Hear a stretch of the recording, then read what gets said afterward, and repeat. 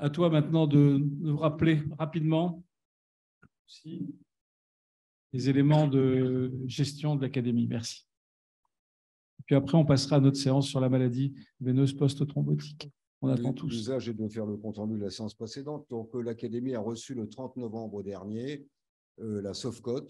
C'est traditionnel, c'est la dernière séance médicale de l'année. Philippe Massin, président S-Qualité de la SOFCOT 2022, a présenté le CNP de la SOFCOT, précisant qu'il est structuré depuis 2 ans et regroupe toutes les composantes de la spécialité. C'est la SOFCOT qui organise le congrès, qui est le bailleur de fonds. Il existe également une fondation dans cette spécialité, la FICOT, un syndicat, un collège, un organisme de gestion des risques. Pour notre collègue italienne, SOFCOT, c'est l'orthopédie. Et les sociétés satellites qui cotisent. Il y a une structure qui est dédiée au registre et qui a d'ailleurs pris un emprunt pour mettre en place les différents registres de la spécialité. Il est précisé que la dotation publique au CNP de la SOFCOT reste très limitée, comme c'est le cas dans la plupart des spécialités. Ce qui est clair, c'est que les CNP augmentent le poids des spécialités, mais c'est dans les deux sens, c'est-à-dire qu'il y a également de plus en plus de charges. Deuxième communication, c'était Thomas Appart, un jeune orthopédiste de Versailles, qui nous a présenté l'intérêt de l'échographie pour le chirurgien du membre supérieur. Il fait lui-même ses échographies avec une machine dédiée et après une formation. Ça permet les diagnostics, les infiltrations, les ponctions et surtout les interventions chirurgicales, que ce soit au bloc ou au cabinet.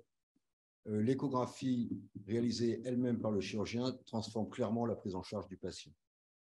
Troisième communication, Renaud Siboni de Reims. Retour d'expérience sur la première année de docteur junior en chirurgie orthopédique. Vous savez que c'est un effet de la dernière réforme des études. Après la thèse de médecine, le statut de docteur junior dure 2 ans. Ils ont fait une enquête parmi les internes d'orthopédie. 89 sur 108 de la première promotion ont répondu à l'enquête, ce qui est un excellent score.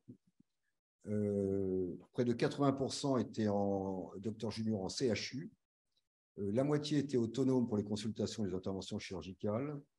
Et en ce qui concerne les gardes, seulement 17 n'ont pris que des gardes de seniors et 22% ont pris à la fois des gardes de seniors et des gardes d'internes. Et quand ils prenaient des gardes seniors, il y avait toujours un senior derrière, quasiment tout le temps, au cas où. La conclusion, c'est que les terrains de stage apparaissent très hétérogènes et pour 2 tiers des internes, insuffisants et en qualité de formation. C'est un début d'expérience, probablement les choses vont s'affiner dans les années qui viennent. Enfin, Philippe Massin, pourquoi et comment préserver le ligament croisé antérieur dans les prothèses totales du genou? Garder le ligament croisé antérieur, c'est espérer obtenir des meilleurs résultats fonctionnels. Plutôt que d'utiliser une prothèse totale, on utilise 2 hémiplateaux tibiaux séparés. À 2 ans de recul, 5 patients sur 18 avaient une flexion limitée. Ils avaient une résection osseuse médiale moins importante que les autres et c'est probablement lié à une tension sur le ligament croisé postérieur. C'est une affaire à suivre. Ça peut éventuellement rendre service aux patients en dosant mieux les efforts. Voilà, je vous remercie pour votre attention.